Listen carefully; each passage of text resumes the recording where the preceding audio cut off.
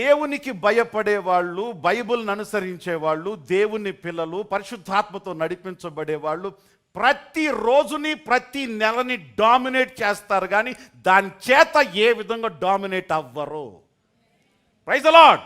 దేవుడు మనకిచ్చిన 7 days a week and 30 days a month ఖచ్చితంగా మంచి రోజులే.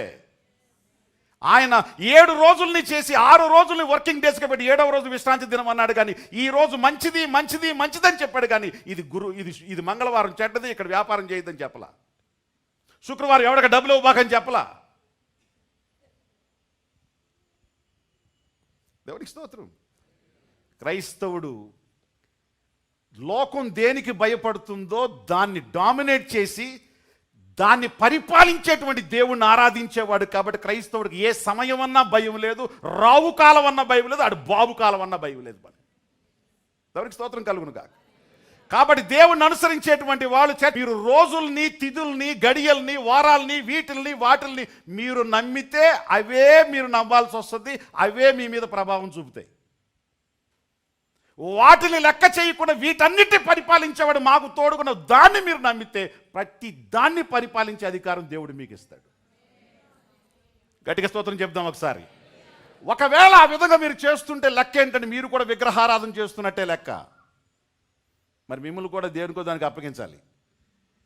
ఎందుకు అప్పగించాడు వీళ్ళని? ఎందుకు అప్పగించాల్సి వచ్చి? తన పిల్లల్ని, తన వాగ్దానం కలిగిన వారిని, తన ఏర్పాటు కలిగిన వారిని, తన నిబంధన కలిగిన వారిని ఎందుకు అప్పగించాడయ్యా అంటే బికాస్ వాళ్ళు ఆ మందిరంలోనే, ఆ దేశంలోనే ఎన్నిసార్లు చెప్పినా, ఎంతమంది ప్రవక్తలతో చెప్పినా, 100 సంవత్సరాలు మొత్తుకున్నా కూడా వాళ్ళ విగ్రహారాధన ఆపట్లేదట. అప్పుడు ఇక దేవుడు తప్పని పరిస్థితుల్లో ఏం చేయాల్సి వచ్చింది? అప్పగించాడు. ఎన్ని రోజులు? దీనికి కూడా కొన్ని లెక్కలు ఉన్నాయి. నీకు ఎంత ఎక్కువగా చెప్తాడో, ఎంత బాధపడి చెప్తాడో, ఎన్నిసార్లు నీతో చెప్తాడో నీకు అప్పగించిన టైం అంత ఎక్కువ ఉంటుంది. వీళ్ళకి ఎంత పెట్టాడో తెలుసా? 70 years. మీరు న్యాయాధిపతుల్లో చూసుకోండి. న్యాయాధిపతుల గ్రంథంలో ఒక టైంలో గిద్యోను టైంలో మిద్యానీయులకు అప్పగించాడు. సంసోను టైంలో ఫిలిస్తీన్లకు అప్పగించాడు. అది 20 years, 10 years, ఒక షార్ట్ టర్మ్. అప్పుడు చేసేటువంటి పొరపాటు, తప్పు, లేకపోతే ఆ కన్ఫెషన్ కూడా వాళ్ళకి షార్ట్ టైం. వాళ్ళు త్వరగా మళ్ళీ ఒప్పుకున్నారు కాబట్టి త్వరగా బయటకు వచ్చారు. వీళ్ళు ఎక్కువ టైం చేశారు కాబట్టి 70 years. ఇక ఈ 70 సంవత్సరాల గిజ ఆడుకున్న బయటికి రావు. అందుకని నాకు రాత్రి హోలీ స్పిరిట్ చెప్పింది ఏమిటంటే, కొన్ని బంధకాల నుంచి కొంతమందిని విడిపించాలంటే వాళ్ళు అసలు ఆ బంధకంలోకి ఎందుకు వచ్చారు, ఆ బంధకంలో ఎంతకాలం ఉండటం కోసం సెట్ చేయబడ్డారు అనేది కూడా చూసుకోవాలి జాగ్రత్తగా నువ్వు అని చెప్పారు. మరి అర్థమవుతుందా మీకు? ఒక వ్యక్తి బంధకంలోకి వెళ్ళాడంటే ఏదో తప్పుతో వెళ్ళాడు, ఆ బంధకంలో నువ్వు వాళ్ళని బయటకు తీసుకొచ్చాడు. In the name of Jesus come out అని చెప్పి నువ్వు హీరోయిజం చేయడం కదా. ఆడు ఎందుకు వెళ్ళాడో ఫస్ట్ చూడాలి నువ్వు. అక్కడికి ఆయన ఎందుకు పంపించానో ఫస్ట్ చూడాలి. వాడిని ఎన్ని రోజులు సెట్ చేశాను నువ్వు చూడాలి. 70 years వీళ్ళు ఇక్కడ ఉన్నారు.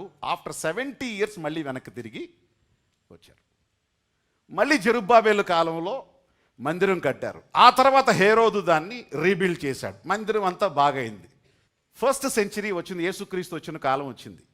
యేసుక్రీస్తు వచ్చిన కాలం వచ్చినప్పుడు యేసుక్రీస్తు విషయంలో తీర్పు తీర్చడానికి పిలాతు ఏమన్నాడంటే, బాబు ఇతనిలో ఏ తప్పు కనబట్టలేదు, ఇతడు మరణానికి ఏ రీజన్ కూడా ఇతనిలో లేదు అని అంటే, కాబట్టి నేను పస్కా పండుగకి ఎవరినైనా విడుదల చేస్తాను కాబట్టి యేసుని విడుదల చేస్తానంటే వాళ్ళు అన్నారు, వద్దదు మాకు బరబ్బాని విడుదల చేయండి, యేసుని సిలువ వేయండి అని ఒకటే కేకలట.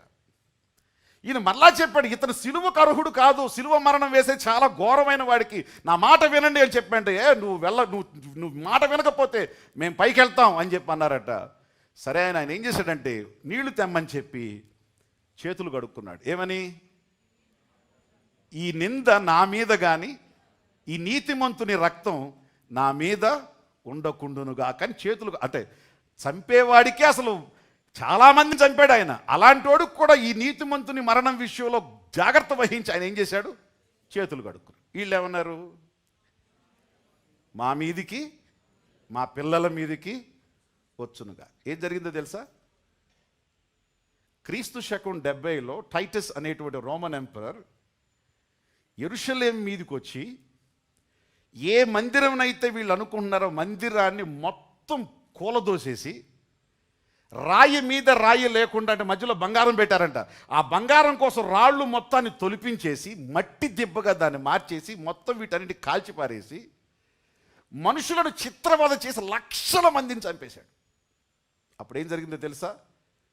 యూదులు ఇక ఆ దేశంలో ఉండలేక అక్కడి నుంచి ప్రపంచమంతా చెదిరిపోయారు. ప్రపంచమంతా మొదటి శతాబ్దంలో చెదిరిపోయినటువంటి యూదులు, ఇజ్రాయేలీలు మరలా వాళ్ళ దేశంలోకి ఎప్పుడొచ్చారో తెలుసా? 1948 రెండవ ప్రపంచ యుద్ధం తర్వాత, సెకండ్ వరల్డ్ వార్ తర్వాత, ఇంగ్లాండ్కి ఆయుధాలు లేనప్పుడు, యుద్ధం ఇంకా జరుగుతున్నప్పుడు, అప్పుడు యూదుడు అణుబాంబును కనిపెట్టి అణుబాంబునిచ్చినప్పుడు, హిరోషిమా నాగసాకి మీద వేసినప్పుడు అప్పుడు యుద్ధం ఆగిపోయింది. ఎవరు నువ్వు అని చెప్తే అప్పటి వరకు ఇంగ్లీష్ వాడే అనుకున్నారు. అతను ఇంగ్లీష్ వాడు కాదు. హూ ఆర్ యూ, ఏం కావాలి నీ కోరుకో అని అంటే అప్పుడు బయటపడ్డాడు, ఐఎమ్ ఏ జ్యూ. మేము దేశాన్ని పోగొట్టుకున్నాం. ఇప్పుడు వరకు 19 సెంచురీస్ 19 శతాబ్దం వరకు కూడా మేము దేశం లేకుండా ఉన్నాం. మా దేశాన్ని మాకు ఇప్పించండి, మేము అక్కడే బతుకుతామన్నారు. ఎక్కడ నీ దేశం? అప్పుడు పాలస్తీనా దేశం, అప్పుడు ఇజ్రాయేల్ దేశంలో వాళ్ళు అందుకే ఇప్పుడు ఆ గొడవ ఎక్కడి నుంచి వచ్చిందంటే వాళ్ళు వెళ్ళిపోయిన తర్వాత వీళ్ళు దాన్ని ఆక్యుపై చేసుకున్నారు. తర్వాత వీళ్ళని తోలేసి వీళ్ళు వచ్చారు. ఇప్పుడు ఆ కాన్ఫ్లిక్ట్ దానికి ఇప్పటికీ కొనసాగుతుంది. దీని అంతటి కారణం ఏంటంటే ఈ శిక్ష మా మీదికి మా పిల్లల మీదికి వచ్చునుగాక అన్నారు. ఎందుకు చెప్తున్నానంటే న్యాయాధిపతుల గ్రంథంలో 10 సంవత్సరాలు, మ్యాక్స్ 20 సంవత్సరాలు, యూదుల కాలంలో 70 సంవత్సరాలు. కానీ అభిషక్తుడిని చంపినందుకు 19 సెంచరీస్. అంటే నువ్వు లోపడే విధానాన్ని బట్టే నీ మీద దేవుడు నిన్ను అప్పగించేటువంటి దానికి టైం పీరియడ్ కూడా ఉంటుంది అనేది మర్చిపోవద్దు. సో ఇప్పుడు చెప్పండి ఒకసారి, అప్పగిస్తాడా అప్పగించడా? ఎవరిని అప్పగిస్తాడు? ఎన్నిసార్లు గద్దించినా లోబడని వాళ్ళని, ఎన్నిసార్లు హెచ్చరించినా లోబడని వారిని ఖచ్చితంగా దేవుడు ఏం చేస్తాడు? శ్రమకు వాళ్ళని అప్పగిస్తాడు. వాళ్ళ శ్రమను గ్రహించిన తర్వాత, తప్పు తెలుసుకున్న తర్వాత మళ్ళా తిరిగి ఆయన అక్కడికి రప్పిస్తాడు. దేవుడికి స్తోత్రం.